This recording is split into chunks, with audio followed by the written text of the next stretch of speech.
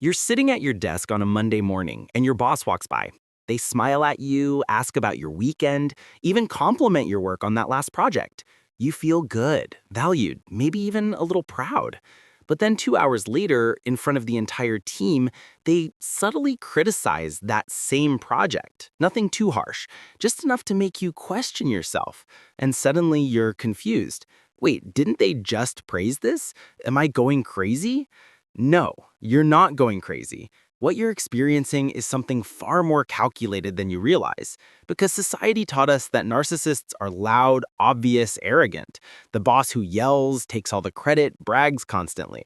We know how to spot that one. But covert narcissists, they're a completely different game. They smile while they undermine you. They play the victim while they manipulate you. And the worst part, you don't even realize it's happening until you're already questioning your own reality. If something about this feels familiar, stay with me until the end, because what I'm about to show you will completely change how you see your workplace dynamics. Let's be honest. We've all been taught to respect authority, trust leadership, give our bosses the benefit of the doubt. You were raised to believe that if you work hard and stay loyal, you'll be recognized and rewarded. That's the deal, right? So when your boss does something that feels off, you rationalize it. They're just stressed. They didn't mean it that way. Maybe I'm being too sensitive. And when you see it happening to a coworker, you think, wow, that's rough. But when it happens to you, you blame yourself. Funny how we judge in others what we excuse in our own experience. Here's the reality. Covert narcissists thrive in corporate environments because they've mastered the art of looking good while making you feel small. And because they don't fit the stereotype of a narcissist, you never see it coming. If you've ever felt like you're walking on eggshells around your boss, if you've ever left a conversation with them feeling confused about what just happened, you're not alone, and you're definitely not imagining it. Let me introduce you to Maya. Maya is 32, works in marketing, been at her company for 3 years. She's good at her job, really good. Her campaigns perform well, clients love her, and her colleagues respect her. But her boss, Michael, is different. Michael never yells. He's actually known around the office as the nice boss. He brings donuts on Fridays, remembers birthdays, always has time to chat. Everyone likes Michael. But Maya feels like she's losing her mind. Last month, Maya pitched a campaign idea in a meeting. Michael smiled, nodded, said interesting, and moved on. 2 weeks later, in another meeting, Michael presented the exact same idea as his own. When Maya gently mentioned she'd suggested it before, Michael looked confused, even a little hurt. "Oh, I thought we developed this together as a team. I didn't mean to take credit." Maya felt guilty for even bringing it up. A few days later, Maya made a small mistake in a report, nothing major. But Michael sent her an email copying the entire team, pointing it out. Not aggressively, just, "Hey, Maya, I noticed this error. No worries, we all make mistakes. Just wanted to make sure we're staying sharp." Public correction. Private praise? Never. Maya started doubting herself. Maybe I'm not as good as I thought. Maybe I am too sensitive. Maybe I should just be grateful I have a job. You've been Maya, haven't you? I know you have. So let's get straight to it. Here are the 5 signs your boss is a covert narcissist and why you probably didn't notice. Sign number 1, they're masters of public image but private manipulation. A covert narcissist boss looks amazing to upper management, to clients, to people outside your team. They're charming, they're helpful, they say all the right things.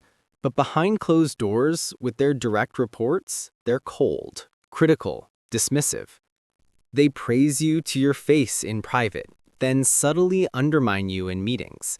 They make you feel special one-on-one, then ignore your contributions in front of others. It's not an accident, it's strategy. They need to maintain their image while keeping you destabilized. Why didn't you notice? Because the disconnect is so extreme, your brain can't process it. You think, they were just being nice earlier, so this must be my fault. Sign number 2, they play the victim when confronted. You finally work up the courage to address something they did that hurt you. Maybe they took credit for your work. Maybe they made a passive-aggressive comment. Maybe they consistently overlook you for opportunities. And what happens? They don't get defensive. They don't argue. They look wounded, hurt, shocked that you would even think such a thing.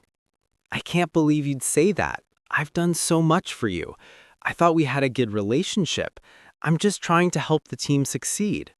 Suddenly, you're the bad guy. You're the one apologizing. You're comforting them for hurting their feelings. And the original issue? Completely forgotten. Covert narcissists don't fight back. They make you feel like a monster for even bringing it up. Sign number 3. They give you just enough validation to keep you hooked. This is the cruelest part. They're not mean all the time. If they were, you'd leave. Instead, they give you intermittent reinforcement. A compliment here, a small recognition there, just enough to make you think, see, they do appreciate me. Maybe I was wrong. It's like being on an emotional slot machine. You keep pulling the lever, hoping for that payout of validation. And every once in a while, you get it. So you stay. But the ratio is calculated. Just enough to keep you trying, never enough to make you feel secure. Sign number 4. They isolate you without you realizing it. A covert narcissist boss doesn't ban you from talking to coworkers. That would be too obvious. Instead, they subtly create distance between you and your team. They'll mention casually that someone on the team complained about your work. They won't say who, they won't give details, just enough to make you paranoid. I'm not supposed to tell you this, but I thought you should know. Or they'll have important meetings without inviting you, then say, oh, I didn't think you'd be interested in that. They'll share information with everyone except you, then act surprised when you feel left out. Isolation keeps you dependent on them. If you don't trust your coworkers, the boss becomes your only source of validation. Sign number 5. Your gut has been screaming at you, but you keep ignoring it. Here's the thing. You already know. Deep down, you know something is off. You feel anxious before meetings with them. You rehearse conversations in your head, trying to predict how they'll react. You feel relief when they're out of the office. Your body is giving you signals. Tension in your shoulders, knot in your stomach, exhaustion that sleep doesn't fix. But you rationalize it. I'm just stressed. It's just a busy season. I'm overthinking. Your intuition isn't broken. It's trying to protect you. But covert narcissists are so skilled at making you doubt yourself that you've learned to ignore your own instincts. Now, I need to be honest with you about something. Not every difficult boss is a narcissist. Some bosses are just bad managers. Some are stressed, overwhelmed, dealing with their own issues. They might be insensitive, they might be poor communicators, but that doesn't make them narcissists. There's a difference between a boss who occasionally messes up and a boss who systematically manipulates your reality. The key difference? Intent and pattern. If your boss realizes they hurt you and genuinely tries to change, that's not narcissism.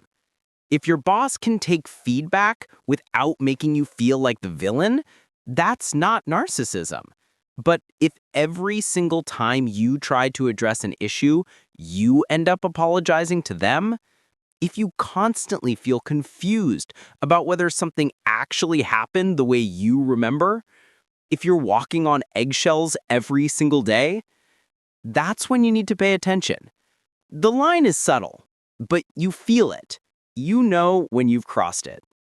Research shows that covert narcissists are extremely difficult to identify because they don't display the grandiose traits we associate with narcissism. They're not loud or boastful. Instead, they use what psychologists call vulnerable narcissism, a form of manipulation that's passive, victim-focused, and incredibly effective.